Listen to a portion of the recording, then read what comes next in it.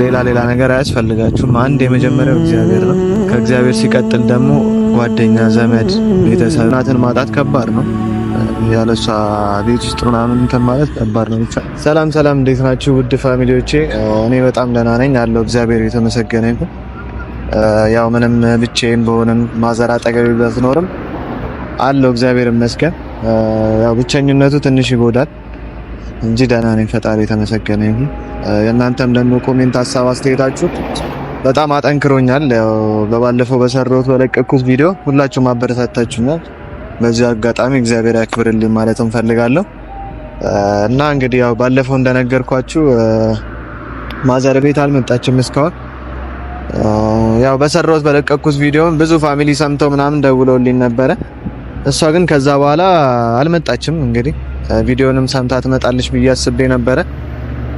እንግዲህ እስካሁን ምንም አዲስ ነገርም የለም እና ስለዚህ እኔ የአፋልጉኝ ወረቀት አሰርቼ መጥቻለሁ። እዚህ አካባቢ ይሄ አሁን እኛ ያለንበት አካባቢ ነው እና እዛው እኛ ባለንበት አካባቢና ትንሽ ራቅ ብዬ ለጣጥፍና እስቲ አዲስ ነገር ደግሞ ካለ በሚለው ነው።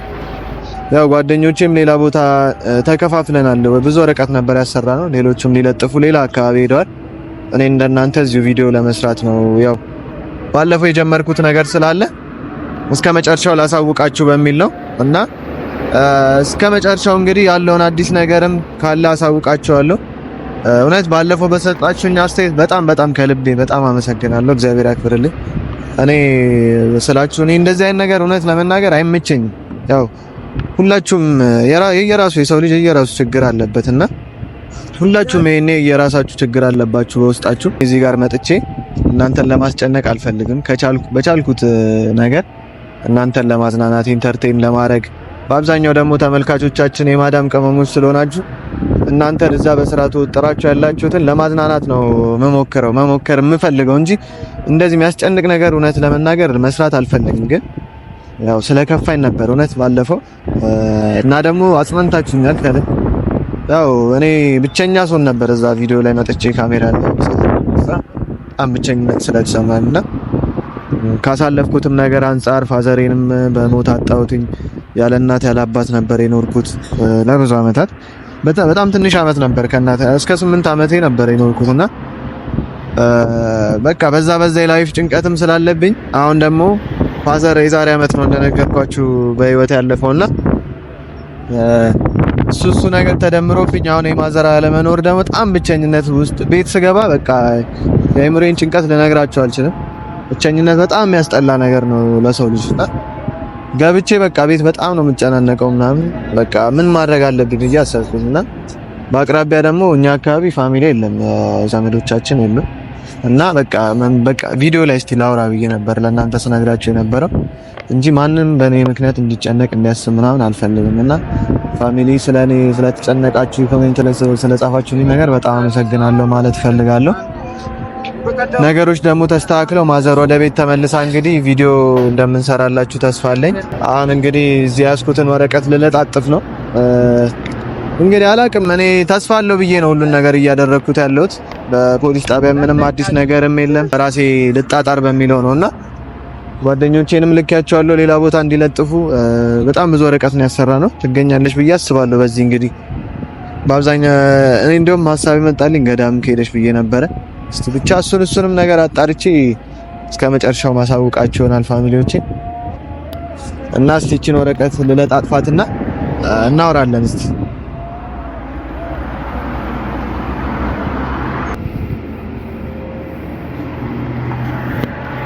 እናትን ማጣት ማለት ያው ከባድ ነገር ነው።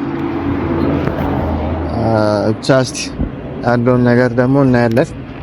እነዚህን ወረቀቶች ልለጣጥፋቸው ጨርሳቸውና አገኛታለሁ ተስፋ አደርጋለሁ። እና ብቻ አብራችሁን ቆዩ።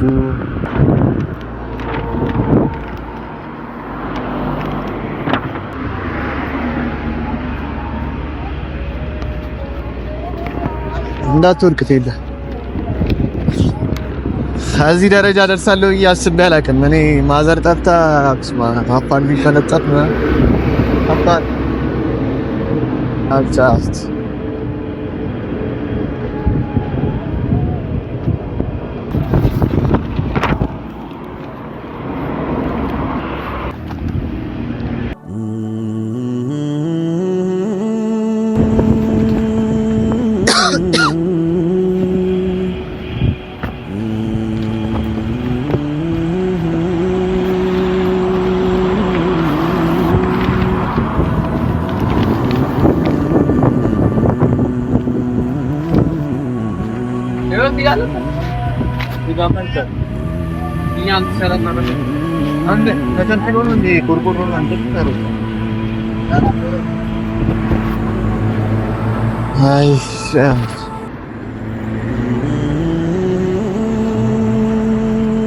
እንዳትወድ ቪዲዮ በራሱ ጠቅ አድርጎሽ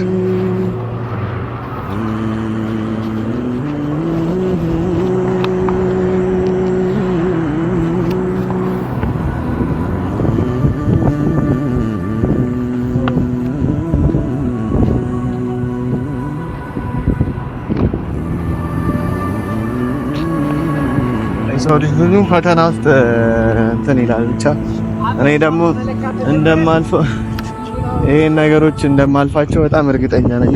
ካሁን በፊትም ብዙ ፈተናዎችን ያለፈ የመጣው ልጅ ስለሆንኩኝ እነዚህንም ነገሮች አይቻል ልክ አይመስለኝም አይምሮ እና እነዚህንም ፈተናዎች እንደማልፋቸውና ጭንቀና ለከተ ጥሩ ደረጃ ደርሼ ደግሞ ይሄንን ለታሪክ እንደማወራው አምናለሁ። ቪዲዮ የምሰራው ለዛ ነው፣ ለታሪክ ይቀመጣል። ብዙ ፈተናዎችን አልፌያለሁ፣ ይሄንንም አልፈዋለሁ ከእግዚአብሔር ጋር። ያው እግዚአብሔር ደግሞ ጥሎ የሚጥል አምላክ አይደለም። እኔ በጣም ለእግዚአብሔር ስለምተማመን ብዙ ነገሮችን አልፋለሁ፣ ይሄንንም አልፋለሁ። አም ሹር 100% እንደምትገኝም እናቴ ተስፋለሁ ከእግዚአብሔር ጋር ጋለጥፋል። እንግዲህ ቤተሰቦች ብዙ ቦታ ለጠፍኩኝ። ያው እንግዲህ አሁን ቁጭ ብዬ ነው ሰፈር ውስጥ እና ያው ትገኛለች ብዬ ተስፋ አደርጋለሁ። እንግዲህ ያለውን ነገር ማሳውቃችሁ ይሆናል። አዲስ ነገርም ካለ ጓደኞቼም ደውዬላቸው ነበር፣ ለጣጥፈን ጨርሰናል ብለውኛል እና እኔም ጨራርሻለሁ። ያው ብዙ ድካም ነበረው፣ ብዙ ሰፈር እየዞርኩ እኛው አካባቢ ቢሆን ሰፊ ስለሆነ አካባቢ እየዞርኩኝ ለጥፌ ጨራርሻለሁ እና ፋሚሊዎቼ፣ ጓደኞቼ ሁላችሁም ከጎኔ የነበራችሁ ብቸኝነት እንዳይሰማኝ ለማድረግ ስትጥሩ ስትሞክሩ የነበራችሁ ሁላችሁንም በጣም አመሰግናለሁ። እግዚአብሔር ያክብርልኝ። ያው ሰው ምን ማለት እንደሆነ እዚህ ጋር ተረድቼበታለሁ። ብቸኛ ስትሆኑ ገንዘብ፣ ሌላ ነገር አያስፈልጋችሁም። አንድ የመጀመሪያው እግዚአብሔር ነው። ከእግዚአብሔር ሲቀጥል ደግሞ ጓደኛ፣ ዘመድ፣ ቤተሰብ ያስፈልጋልና የሰው ልጅ በጣም ለሰው ልጅ መድኃኒት ነውና ይሄንን ነገር ተምሬበታለሁ። ያው ሁሉን ነገር ደግሞ እግዚአብሔር ለትምህርት ነው እኔ ላይ የሚያደርጋቸው ነገሮች እያንዳንዱ ከልጅነቴ እስካሁን ያሉትና ብዙም ቅር አልሰኝበትም። አሁን ላይ ብቸኛ ብሆንም ነገሮች ይስተካከላሉ አምናለሁ። ማዘርም ትመጣለች፣ ያው እንግዲህ ጥሩ ሁኔታ ላይ ትሆናለች ብዬ አስባለሁ እና ብቻ ያው እናትን ማጣት ከባድ ነው። ያለሷ ቤት ውስጥ ምናምን እንትን ማለት ከባድ ነው። ብቻ እዚህ ጋር ምንም ማለት አልፈልግም። እስካሁን ስለተከታተላችሁኝ በጣም አመሰግናለሁ ፋሚሊ። እግዚአብሔር ያክብርልኝ። ቴንክ ዩ